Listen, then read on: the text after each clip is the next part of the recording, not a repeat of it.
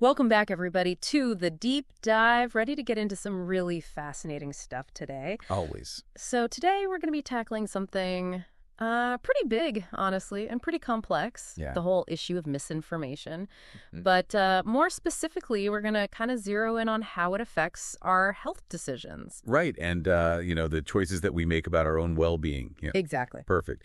And to really help us dig into this, you've brought this really thought-provoking editorial Yeah. from the American Journal of Health Promotion. Yeah, it's a good one. It is. And, it really gets into that tension between free speech Yeah. and the very real harm Oh, for sure. that can be caused by spreading, information that just isn't true. Yeah, it's like, all right, we all love the idea of free speech, but what happens when that freedom is used to spread harmful lies, Sure. Where do we draw the line? And that's kind of what we're going to be exploring today. Exactly, yeah. And Terry, the author, he kicks things off by drawing this really interesting comparison, actually. Okay. He compares the upcoming 2024 election to this battle for truth and freedom, and he points out that, fact-checking politicians has almost become like a national sport at this point. It's true. I mean, it really is a sign of the times, right? It is. It's like everywhere you look. Uh-huh. And while, misinformation obviously affects, all areas of public life, I think this editorial is really focused specifically on Right. how it impacts our health. Exactly. And, and I thought it was really interesting and really kind of brave of him to do this. Yeah. Terry actually gets pretty personal in the editorial, too, sharing his own experiences of being targeted with lies and harassment, which, that really drives home the point that, this isn't just some abstract problem, right? Right. This has real world consequences. Real consequences for real people. Yeah, exactly. Exactly. And so Terry argues that while free speech is, super crucial, Yeah. we absolutely need to find ways to curb the spread of misinformation because, the costs are just too high. It's true. And he even makes this comparison. I thought it was really powerful to the Flint, Michigan water crisis. Yeah. Where lead contamination was literally poisoning people. And nobody was arguing for the freedom to drink toxic water back then. Exactly. They took action. Yeah. To fix the problem. Yes, and that's exactly Terry's point. Yep. We need similarly proactive solutions to really combat misinformation. Okay. And he specifically highlights 3 key areas where Right. this is causing some really serious damage. Right. So what are those 3 areas? So we're talking climate change denial, Okay. anti-vaccine falsehoods, Mm-hmm. and election denialism. Okay. So let's unpack those one by one. Go for it. Starting with climate change. The editorial cites this 2024 University of Michigan study that found this link between quote-unquote social media influencers and public figures and the spread of climate denial.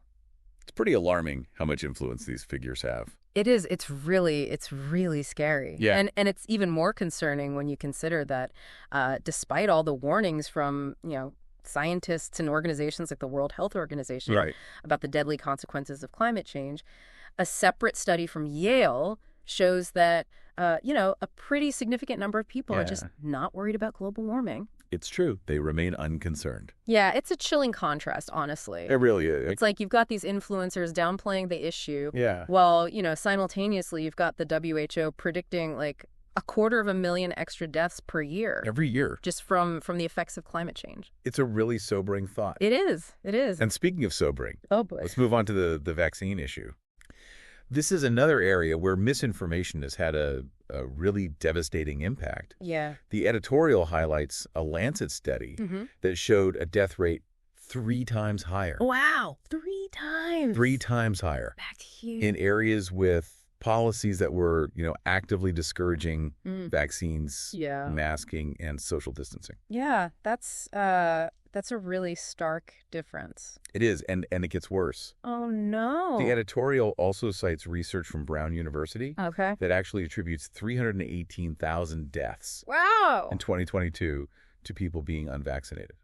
Think about that for a second. That's a whole city's worth of people who might still be here. It's heartbreaking. Yeah. It really underscores the real-life consequences of anti-vaccine misinformation. Absolutely. Yeah.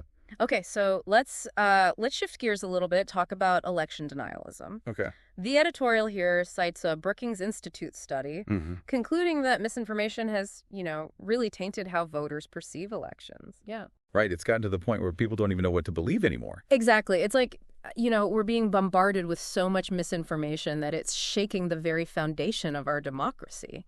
Well, and what's fascinating is that the editorial connects this misinformation to the erosion of public trust, Yeah. not just in institutions, Mm-hmm. but in the very concept of truth itself. It's like we're living in this, I don't even know what to call it, this post-truth era Yeah. where, like, objective facts seem less important than people's individual beliefs. Right. Like everybody's got their own reality. Yeah, it's kind of scary. It is scary. And what's really interesting is that the editorial delves into the First Amendment, the one that protects free speech. Right. And it points out that, even our founding fathers probably didn't anticipate Oh, absolutely not. the complexities of the internet age. No way. I mean, they could not have predicted social media influencers. Yeah. With millions of followers able to spread information or misinformation Right. with the click of a button. It's a whole different ballgame. It is.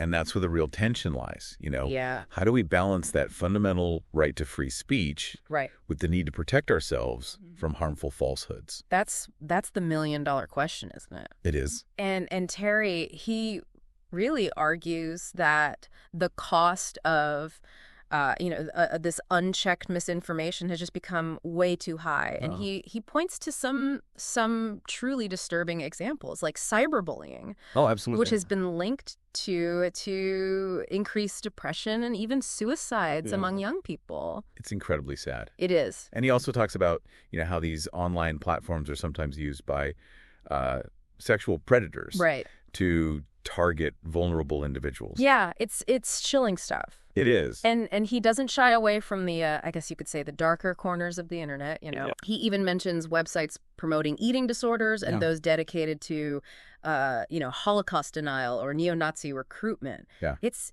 heavy stuff. That's really heavy stuff. And it really underscores the potential for harm Right. when misinformation just runs rampant. And it can be incredibly difficult Oh, yeah, to hold these individuals or groups accountable. for sure. Terry points to a high burden of proof, the legal complexities, the cost of litigation. Yeah. It's a real uphill battle. Yeah. And he brings up the example of Alex Jones, who was hit with that $50 million defamation lawsuit, Yeah. but still has followers who, they harass the families of Sandy Hook victims, calling the tragedy a hoax. Right. I mean, it just shows how deeply ingrained misinformation can become. It's a stark reminder that this isn't just some harmless annoyance. This has real world consequences. Absolutely. Yeah. And so while those examples are, they're horrifying, Terry argues that the biggest danger lies in the widespread dissemination of misinformation in these three specific areas that we've been talking about. Right. Climate change denial, the anti-vaccine falsehoods, and election denialism. He contends that the falsehoods being spread in these domains are different, Okay. because they impact everyone. And everyone. Yeah. They cost lives, they threaten our democracy, and they could even jeopardize the future of our planet. That's a pretty heavy statement. It is. Okay, so let's dive into each of these areas, Yes. starting with climate denial. Okay. The editorial highlights a 2024 study from the University of Michigan that found a link between those quote-unquote social media influencers and public figures and the spread of beliefs that climate change isn't real. And this is particularly concerning, when you consider that a 2024 Yale Climate Opinion Survey found that a significant percentage of people are simply not worried about global warming. I don't even know what to say to that. Yeah. It's mind-boggling considering the World Health Organization's prediction that climate change is going to cause 250,000 additional deaths per year. It's a scary disconnect. It is. Okay, so let's move on to the anti-vaccine movement. Okay. The editorial cites a study published in The Lancet which showed that death rates were 3 times higher Wow. in areas with policies discouraging vaccines, masking, and social distancing. Yeah. And if that's not alarming enough, It's pre-alarm. Brown University research found that 318,000 people. It's such a huge number. It is a huge number. That's heartbreaking. It is. It's a tragic reminder of the real-world consequences of anti-vaccine misinformation. Absolutely. Yeah. And finally, we have election denialism. Right. The editorial cites a Brookings Institute study concluding that, the spread of misinformation has really tainted how voters view elections. It's gotten to the point where a Washington Post survey found that only 20% of Americans feel very confident in the integrity of our election system. Wow, only 20%. Only 20%. And another poll revealed that a majority of Americans have little or no confidence that election results actually reflect the will of the people. I mean, that level of distrust is incredibly worrisome for a functioning democracy. Absolutely, yeah. It's like the very fabric of our democracy is being frayed by this constant barrage of misinformation. Exactly, and that's why this editorial is so important. Yeah. It's a wake-up call for all of us. So he's essentially urging us to take a step back and ask ourselves, are we willing to let misinformation continue to poison our society? Or are we going to fight back? It's a powerful question. It is. And one that deserves some serious consideration. Absolutely. Yeah, it really makes you think, like how do we create those safeguards without stepping on the very freedoms that define our society? That's the that's the crux of the issue. Yeah. And that's where things get really tricky. There's no easy answer. Right. And Terry acknowledges that. But he does offer some potential paths forward. Okay. Some ways to start thinking about solutions. Like what? Give us some examples. Well, he talks about the need for greater media literacy. Okay. Helping people develop those skills to critically evaluate the information they encounter online. So basically, like teaching people how to spot, fake news, propaganda, that kind of stuff. That's part of it, but it goes deeper than that. Okay. It's about understanding how information is produced, how it's spread, right, and how to identify bias. That's a tall order, though, right? It is. Yeah. Especially in today's world where everybody's just bombarded with information. That's 4/7, yeah. Exactly. But Terry believes that that public education is key here. Okay. He suggests incorporating media literacy into school curriculums. Oh, interesting. Starting at a young age. So start early? Start early, exactly. Teach kids how to be, like, critical thinkers from the get-go. Exactly. I like that. And he also talks about the role of social media platforms in all of this. Okay, yes. So what about them? They have a responsibility to address the spread of misinformation on their platforms. But, isn't that a bit like asking the fox to guard the henhouse? Well, it's complicated. These platforms are businesses. Right. And their primary goal is profit. Of course. Right. But they also have this social responsibility. Yeah. And they are starting to feel the pressure to do more to combat misinformation. So what kind of solutions are we talking about here? Like, what can these platforms actually do? Yeah, what are some concrete things? Well, Terry suggests things like, labeling or flagging content that has been identified as false or misleading. So kind of like a warning label on a pack of cigarettes. Exactly. Yeah. Or even removing content that is demonstrably false and that could cause harm. Right. Of course, that raises questions of censorship. Of course. And who gets to decide what's true and what's not? It's a slippery slope for sure. It is. But we can't just let misinformation run wild either. No, for sure. Right. And then there's the legal angle. Okay. Terry talks about the need for stronger laws to hold individuals and organizations accountable for spreading harmful falsehoods. But, what about the First Amendment? Right. Doesn't that, protect our right to free speech? It does. Even if what we're saying is false. It does. And that's where the legal challenges come in. Okay. Terry argues that we need to find ways to balance free speech with the need to protect people from harm. So it's like that old saying, your right to swing your fist ends where my nose begins. Exactly. Yeah. It's a great analogy, and Terry actually uses it in the editorial. He does, yeah. Wow. He's basically saying free speech isn't absolute.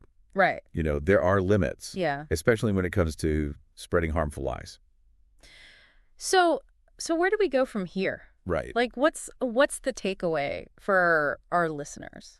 I think Terry's editorial is a call to action. Okay. It's a challenge for all of us to become more critical consumers of information, to be aware of the dangers of misinformation, and to demand solutions from our leaders and institutions. I like that. Demand solutions. Yeah. Yeah. It's also a reminder that we all have a role to play in combating this. Right. So it's not just like, the government's job to fix it. Right, exactly. Or social media companies. That's on all of us. Yeah. Okay. So what can we do? Like, what are some concrete steps that our listeners can take to be more informed and protect themselves from misinformation? Well, first and foremost, be skeptical. Okay. Don't believe everything you read or see online, especially if it seems too good to be true. Or if it confirms your existing biases. It's like that old saying, if it sounds too good to be true, right, it probably is. Exactly. And check your sources. Okay. Where's this information coming from?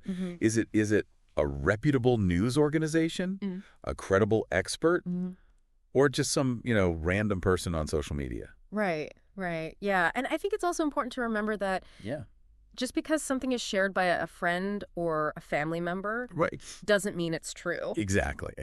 Yeah. So fact check. And if you're not sure about something, do some fact checking. Right. There are a lot of great websites and organizations out there that can help you verify information. Like Snopes, Scopes, factcheck.org. Those are great resources. And finally, don't be afraid to challenge misinformation when you see it. Okay. If you see a friend or family member sharing something that's false, don't be afraid to speak up. But how do you do that without getting into like a huge argument with somebody? It's all about how you approach it. Yeah. Be respectful, be calm, and stick to the facts. So basically, don't be a jerk about it. Exactly. Okay, I like that. Keep it simple. Yeah. So this has been a really eye-opening conversation. It had. It's clear that misinformation is a complex problem. It is. With with no easy solutions. No easy solutions. But the good news is, I think we can all do our part to combat it. I'll do our part. Yeah, and by becoming more informed, more critical, and more engaged, I think we can help create a healthier information environment. Yes, I love that. For ourselves and for future generations. A healthier information environment. That's what we should all be striving for. I agree. It's essential for a healthy democracy and a healthy society. So to wrap things up, what's the one key takeaway you want our listeners to remember from this deep dive? I think it's this. Misinformation is a threat to our health, our democracy, and our future. But it's a threat we can overcome if we work together. Well said. Yeah. And remember, knowledge is power. The more informed we are, the better equipped we are to fight back against misinformation. And the better decisions we can make Yeah. for ourselves, our families, and our communities. It's like we need to develop a healthy immune system for our minds. Yeah. Right. One that can like filter out the toxins of misinformation and keep us mentally strong. That's a great way to put it. And just like building physical immunity takes time and effort. Yeah. So does building mental immunity. Yeah. It's a continuous process. So where does Terry, the author of this editorial, leave us? Like, what's his ultimate message? Well, Terry leaves us with this really powerful question. Okay. And it's one that we've been kind of circling around throughout this whole deep dive. Okay. Can we protect free speech while also protecting ourselves from the dangers of misinformation? It's a tough question. It is. And one that doesn't have any easy answers. Exactly. But it's a question we can't afford to ignore. No. We need to have this open and honest conversation about how we balance these competing values in the digital age. Because if we don't find that balance, the consequences could be, they could be dire. They could be really dire. We've seen how misinformation can... We've seen it firsthand. Erode trust in our institutions, undermine public health, and even threaten our democracy. And Terry's editorial it's a call to action. It is. It's an urgent plea for us to take this issue seriously and to start working together to find solutions. And it's a reminder that we all have a role to play in this, Yeah, we do. It's not just up to the government or social media companies to fix this. It's all of us. We all need to be more discerning about the information we consume and share, and we need to hold each other accountable Absolutely. for spreading falsehoods. And we need to support organizations that are working to promote media literacy and combat misinformation. There are a lot of great groups out there doing really important work. So to wrap things up then, what's the one key message you want our listeners to take away from this deep dive? I think it's this. Misinformation is a serious threat, but it's a threat we can overcome if we work together. I love that message. Yeah. And remember, everybody, knowledge is power. Yes. The more informed we are, the better equipped we are to navigate this crazy, complex information landscape. It is a crazy landscape out there. Yeah. And to make sound decisions. And if this deep dive has sparked your curiosity, we encourage you to check out the full editorial and the studies it cites. We'll include links in the show notes. Awesome. Well, hey, thanks for joining us on this deep dive into the world of misinformation. Yeah, this is a good one. We hope it's given you some food for thought. Absolutely. And maybe even inspired you to take action. Get out there and fight back. Yeah, exactly. Until next time, keep questioning, keep learning, and keep diving deep. See ya.